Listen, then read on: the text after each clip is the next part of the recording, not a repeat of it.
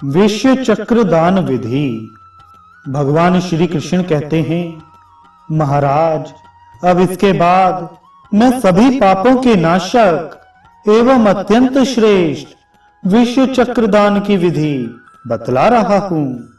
इसे प्रतप्त स्वर्ण के द्वारा निर्मित कराना चाहिए। शक्ति के अनुसार चांदी तथा तांबे का भी बनाया जा सकता है।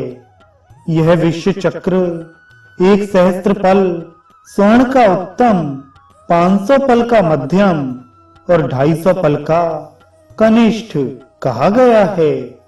अल्प वित्त वाला मनुष्य 20 पल से ऊपर का बना हुआ विश्व चक्र दान कर सकता है। यह चक्र 16 अरों तथा 8 नेमियों से युक्त घूमता हुआ होना चाहिए। उसके नाभि कमल पर योगारूढ़ चतुर्भुज भगवान विष्णु को स्थापित करना चाहिए। उनके बगल में शंख और चक्र हों तथा 8 देवियां उन्हें चारों ओर से घेरे हुए हों।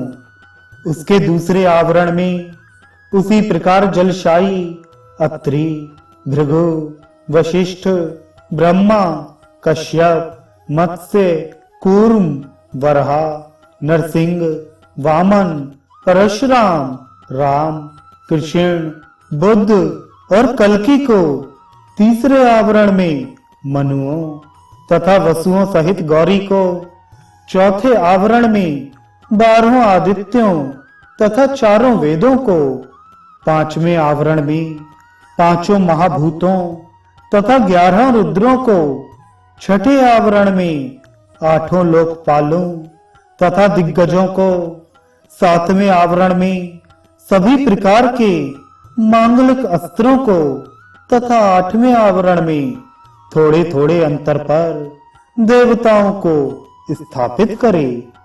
10 हाथ का एक मंडप बनाकर उसे वस्त्र, पताका, तोरण आदि से अलंकृत करे।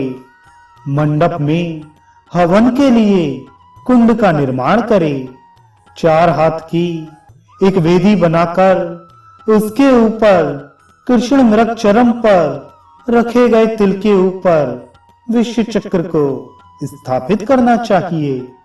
फिर 18 प्रकार के अन्न, लवण आदि सभी रस जल से भरे हुए 8 मांगलिक कलश, विविध प्रकार के वस्त्र, पुष्पमाला, फल, रत्न तथा पचरंगा वितान, इन सबको भी यथा स्थान रखना चाहिए।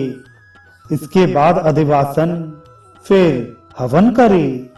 हवन में 4 चारणे श्रेष्ठ ब्राह्मण हों।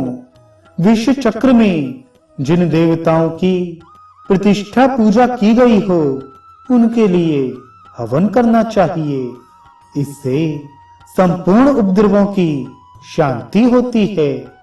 तदनंतर मांगलिक शब्दों के साथ गृहस्थ यजमान स्नान करके श्वेत वस्त्र धारण कर हवन एवं अधिवासन के उपरांत अंजलि में पुष्प ग्रहण कर 3 बार प्रदक्षिणा करे और इस प्रकार प्रार्थना करे।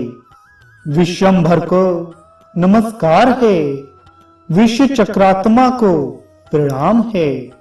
आप परमानंद स्वरूप हैं, अतः पाप रूप कीचड़ से हमारी रक्षा कीजिए।